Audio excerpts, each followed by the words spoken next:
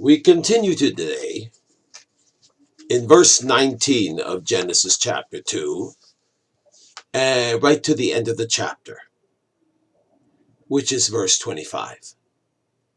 So here goes.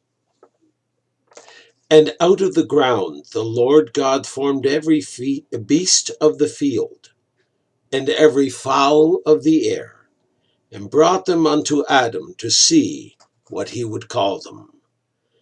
And whatsoever Adam called every living creature, that was the name of that creature. And Adam gave names to all cattle, and to the fowl of the air, to every beast of the field. But for Adam there was not found any help meet for him. Wow. And the Lord God, verse 21, caused a deep sleep to fall upon Adam, and he slept. And he took one of his ribs and closed up the flesh instead thereof. And the rib which the Lord God had taken from man made he a woman, and brought her unto the man. And Adam said, This is now bone of my bones, and flesh of my flesh. She shall be called woman, because she was taken out of man.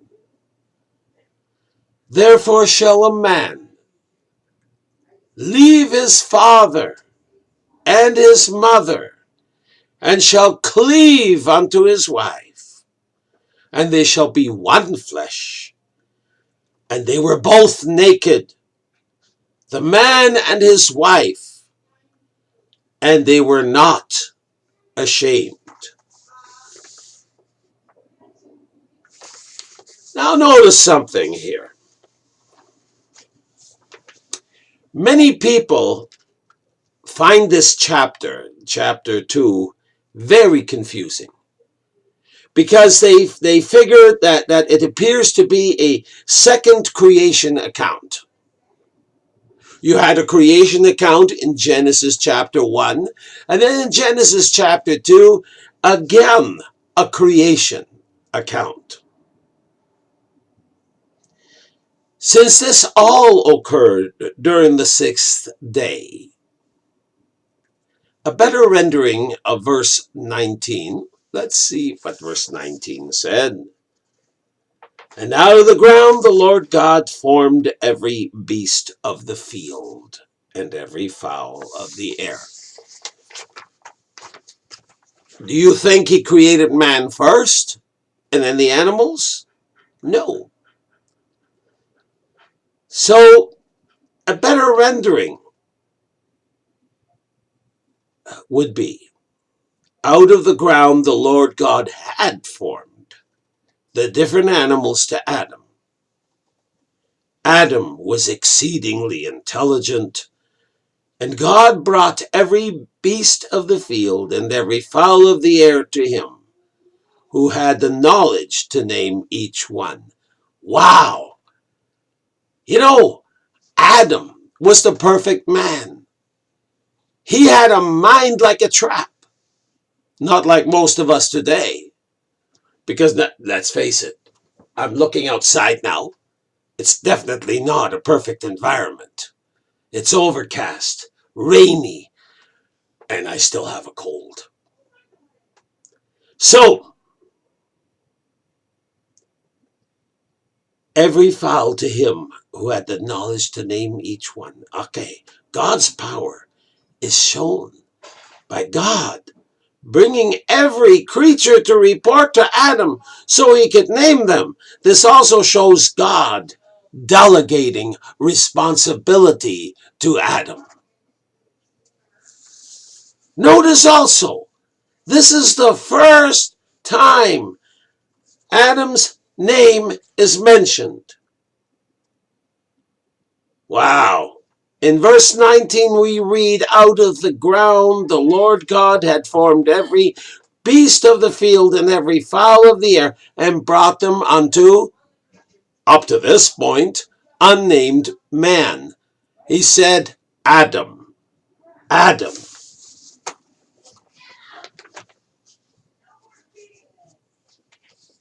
God let Adam see all the land animals and see for himself.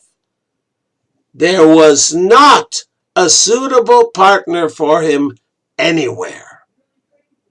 You see, a lot of people have dog as their best friend. But would you consider a dog a suitable partner? A lot of people love to have cats as their best friend in their household. Could you see either a dog or a cat be a perfect partner or helper? I was babysat by a boxer dog when I was young. But would he be a perfect human being? A partner? Absolutely not. Otherwise, I'd be speaking Dogonese today. Woof, woof. So, God let Adam see all the land animals and see for himself that there was no suitable partner. This way, God gave Adam the chance to be more grateful as he saw his need. Now the Lord God caused a deep sleep to fall upon Adam, and Adam fell asleep. This was not a normal sleep. He was completely anesthetized by God as he was about to perform major surgery. Oh, did I say chapter 2 also has the first surgery ever performed upon man? God literally opened Adam up, removed part of his side, and then closed him up again. This was a unique creation of God.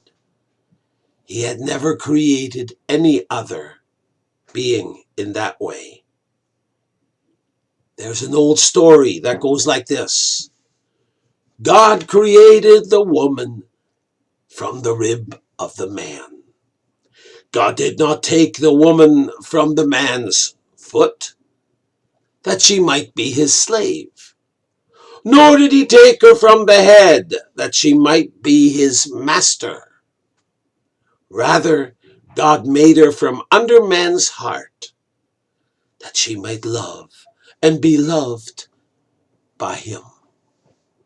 What a beautiful poem. What a beautiful story. But what we translate as rib is actually the Hebrew word tzela, tzela, which literally means side. And the same word is used in Exodus 25:12 and Job 18:12. If you care to look it up, I'm not going to read it here. They are examples of how ridiculous it would be if the word rib were used. But the idea is the same. The man and the woman were to be partners, not to be each other's bosses. The order of creation made Adam the senior partner. The way I look at a husband and wife is the husband is the president, but the wife is the executive vice president. They both wield equal power, but the president, what he does is he's the tiebreaker. So after making Adam's wife, wow,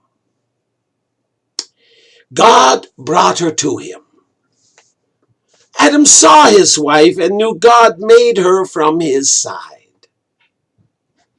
Adam also gave the name woman and explained why he gave her that name. Because she came from man, right? In Hebrew, the original language of the Old Testament, the rough pronunciation for man is ish, and woman is ishash. See, man, woman, ish, ishash. And this presents a problem in many languages where there is no equivalent. Like, I'm German. That's why I'm wearing my Germany hat to make this point, right? I am German, and we have Mann und Frau. That's man and woman. So Luther, when he translated the Bible, what he did was he invented two words. Man, menin. Wow. So now we continue. In verse 24, we read, therefore shall a man leave his father and his wife, and shall stick to his wife tighter than glue. That's what cleave means.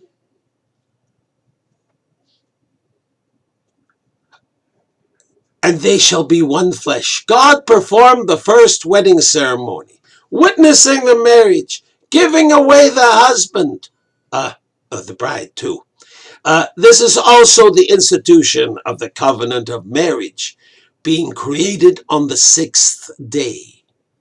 God instituted this as being between a man and a woman. One flesh means that in marriage, the couple is united and are one flesh before God. This is the root of marriage, and today it is under great attack by those who hate God. Just in 2016, humans with a God complex redefined what God defined at the very beginning to accommodate the union of two same-gender adults. Those who hate God also attack by the false theory of evolution, as well as the relative ideas of amorality and immorality. That is the idea. By relative, I mean the politically correct idea that it's all good. Well, how could it be all good? Some things are not good. Some things are bad.